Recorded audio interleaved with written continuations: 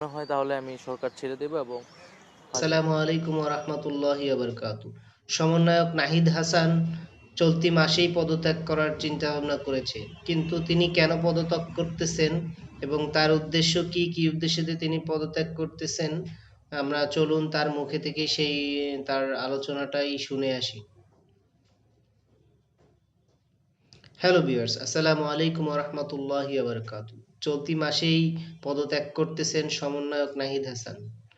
চলুন আমরা জেনে আসি তিনি কেন পদত্যাগ করতেছেন এবং তার উদ্দেশ্য কি উদ্দেশ্যের কারণেই তিনি পদত্যাগ করতেছেন, আমরা সেটা তার মুখের থেকেই শুনে আসি।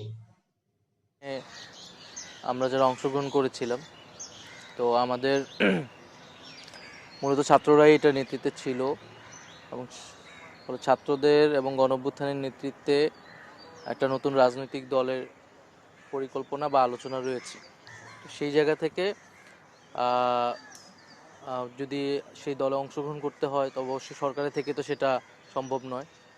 তো সেই দলে যদি আমি যেতে চাই তাহলে সরকার থেকে আমি পদত্যাগ করব, এইরকম একটা বিষয় আমিও বলেছিলাম। তো যেহেতু এখন আমরা সরকারের একটা স্ট্যাবিলিটি এসেছে, যদিও প্রত্যাশা অনুযায়ী হয়তো কাজ হয়নি, বাট সেটা চলমান আছে। বাট আমাদের এখন রাজনৈতিক দলের আর কাজটা বেশি জরুরি। তো সেই জায়গায় যদি আমরা চিন্তা ভাবনা করছি, আমি ব্যক্তিগতভাবেও চিন্তা ভাবনা করছি, যদি আমার সরকারের মনে করি যে সরকারের থেকে আমার এখন মাঠে যাওয়া, জনগণের সাথে কাজ করাটা বেশি জরুরি মনে হয়, তাহলে আমি সরকার ছেড়ে দেবো এবং হয়তো সেই দলের প্রক্রিয়া যুক্ত হব। একটু ঘোষণাটা এসেছে যে দলটি এই মাসেই হবে, তাহলে যদি এরকম সিদ্ধান্ত হয় তো এই মাসেই হবে হয়তো, খুব আর কয়েকদিনের মধ্যেই হয়তো এই বিষয়ে একটা চূড়ান্ত সিদ্ধান্ত সবাই পাবে আর কি, আপনারা জানতে পারবেন। বাইরে যারা বৈষম্যবিরোধী ছাত্র আন্দোলন, জাতীয় নাগরিক কমিটি, তারা তো 6 মাস কাজ করেছে বা গত 4-5 মাস কাজ করেছে। তো সারা দেশে মাঠ পর্যায়ে তো তারা কাজ করেছে, সাংগঠনিক কাজটা তারা করেছে। আমি তো সরকারের দায়িত্বে ছিলাম, তো দল গোছানোর কাজটাও তারাই করছে।